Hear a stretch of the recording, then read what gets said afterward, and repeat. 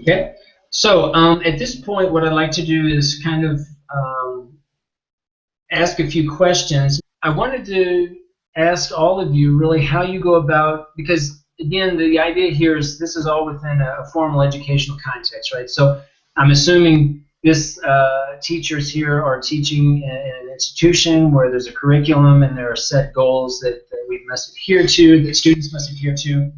One of the issues here that, or the questions that I wanted to pose is how do you go about reconciling individual goals, considering the needs, the interests, the learning preferences of the learners? How do we go about solving those goals while at the same time solving or working towards a curriculum, working towards a course goals? How do we bring those together?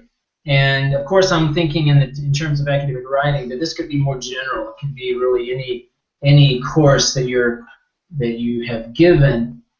If there are any ideas about how you go about trying to bring those two goals together, is it where we try to meet the goals of one and we sacrifice meeting the goals of the other, or is there a way that we can bring those two together and help solve both of those? So I wanted to kind of throw that out and get some of your feedback about how you address that, if it's a problem or if it's not a problem.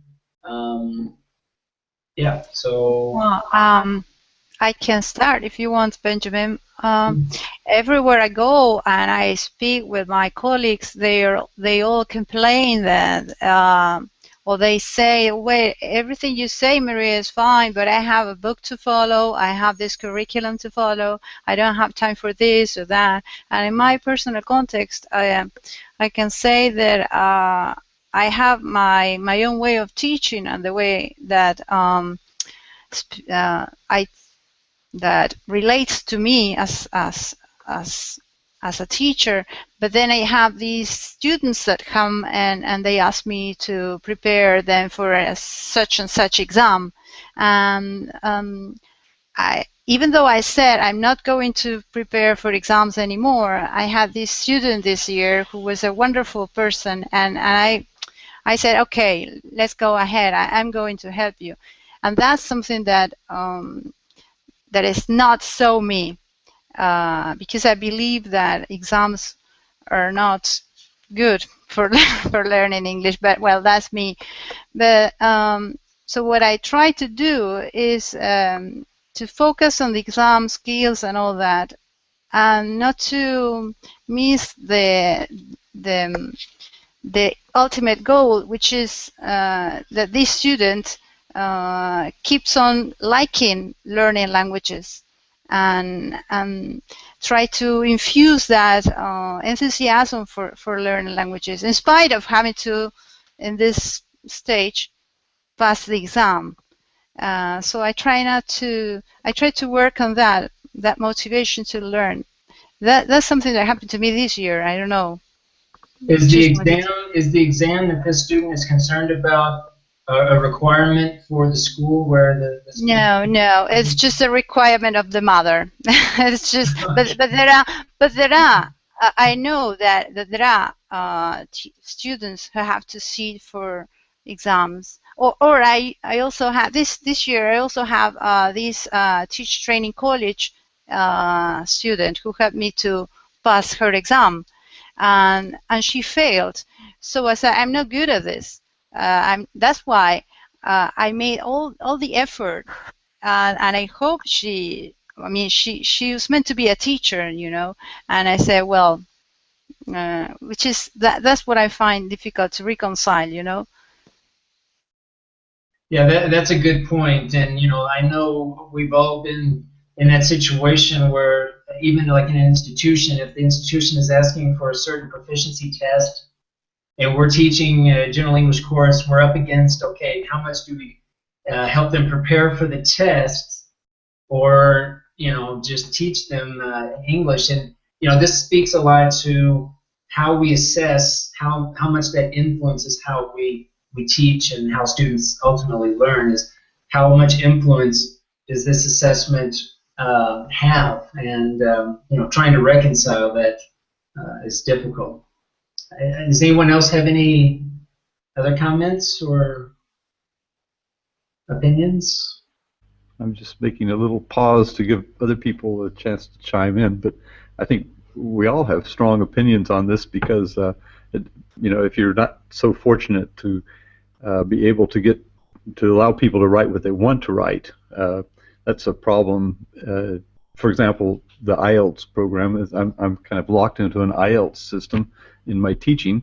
So what I try to do is I rewrite the prompts so that if students are asked to complain about something, I'll take something like, for example, they just deregulated petrol prices here and the prices went up. So I rewrote the prompt. You're a consumer and you've just been hit with these increase in petrol prices, things because the ministry deregulated the product. And so what do you do? So you write your letter about that, and just I use that as an example because all the students were really angry about it. So they really enjoyed writing to their putative ministers. But and another one too, I just was over here Googling on my other computer. Another thing I have played with is thesis statement generators. So if I use I created a spreadsheet where you could pull down different things to create topics, or you could write in the topic that you want. And I just Googled it over here. It looks like Purdue OWL has a thesis statement generator, and I also found that if you go to thesis statement generators free, you can find a lot of them as well. So it's not an original idea. Well, it's an original idea for me, but I just realized now that a lot of people are doing it. So that also gets people to, if you use a good thesis generator where someone will start with a thesis, and of course they can manipulate it so it fits the pattern. It's actually a thesis, and it's an argument that they have to support. Then that also might help if they can manipulate that. They get the thesis right, but it's about their topic. So there's a couple of suggestions that just came to mind. Yeah, getting the thesis statement right is really important, as you alluded to.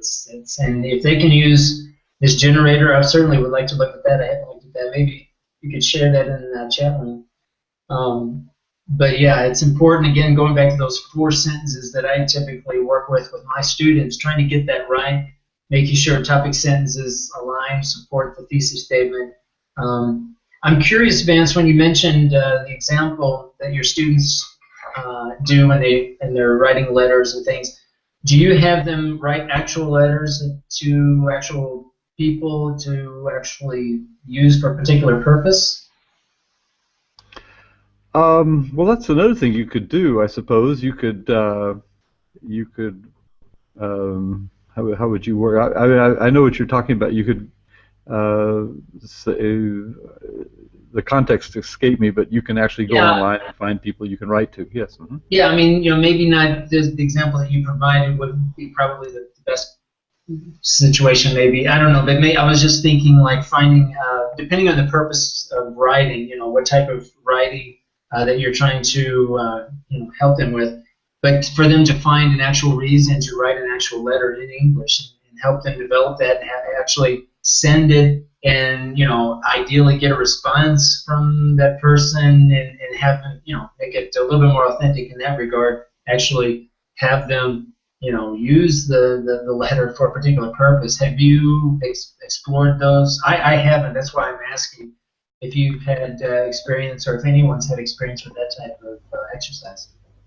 Yeah, you could always just have someone write a letter of request or complaint to an actual entity, whether or not, and they might get a response, which, they compose a letter, and there's always a chance of a response, which would, which would make the class even that much more interesting.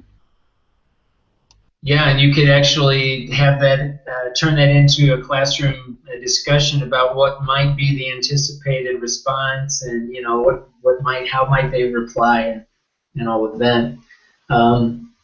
Great. Anyone else want to have any other ideas or thoughts?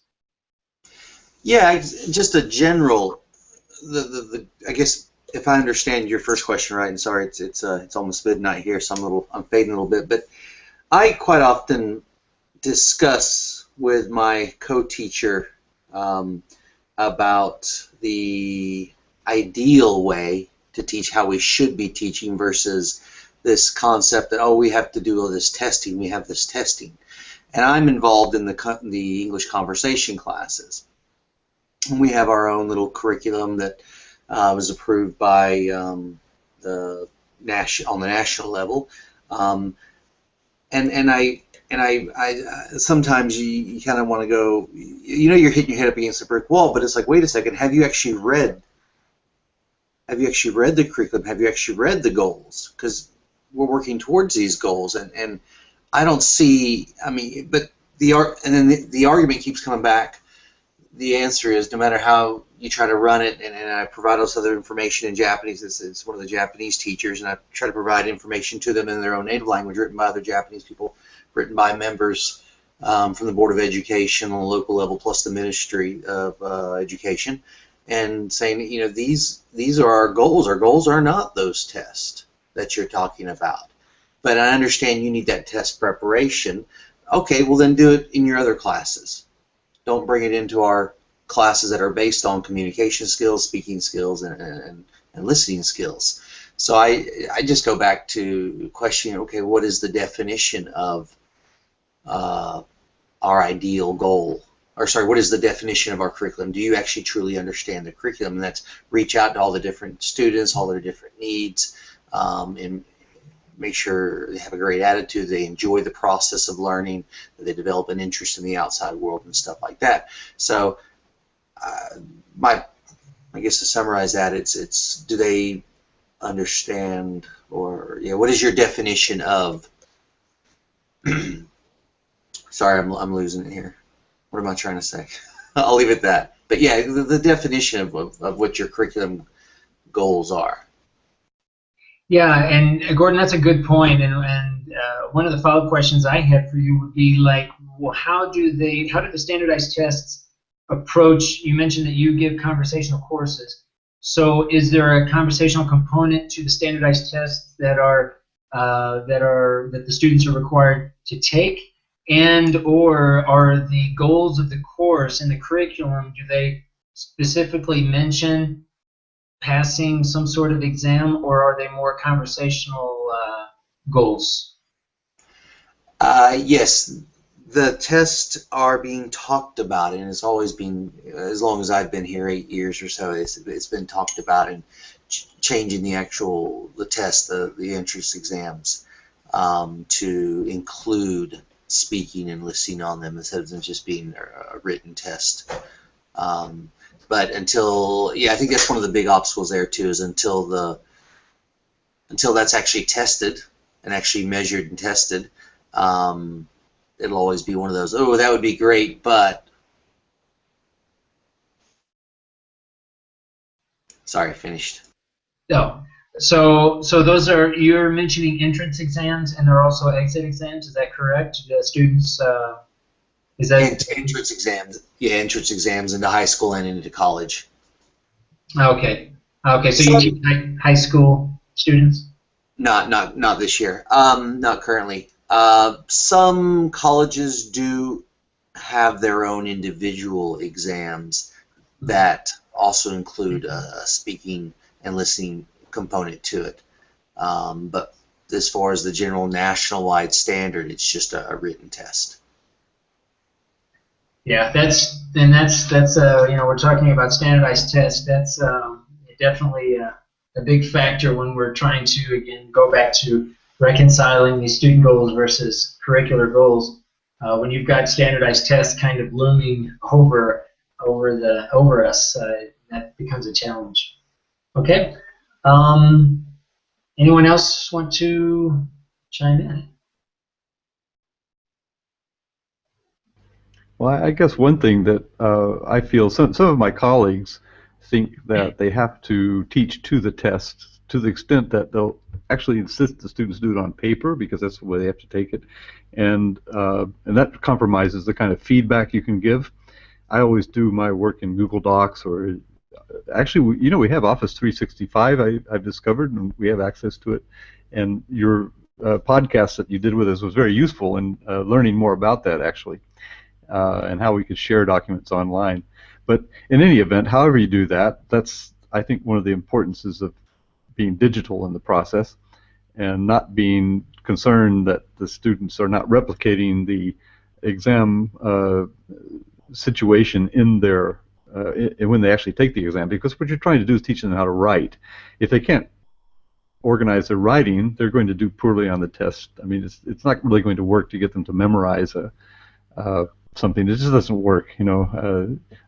To follow a pattern, you know, you really want to get to the core if you have the time, and teach writing. And so that's, I think, a point to make.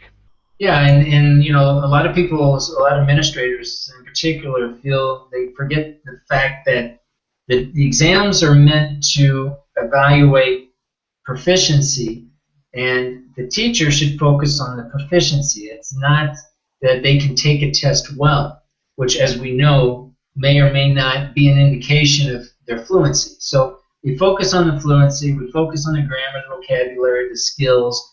We develop those, and you know, the idea is if we've done that well, then that will be reflected in the standardized test. But you know, as we know, that doesn't necessarily happen in real life. That we tend to a lot of times feel we need to teach to the test, as it were, and which is, in my view, rarely a good endeavor, good thing. So yeah, it's one of those realities. Go ahead, Gordon. Yeah.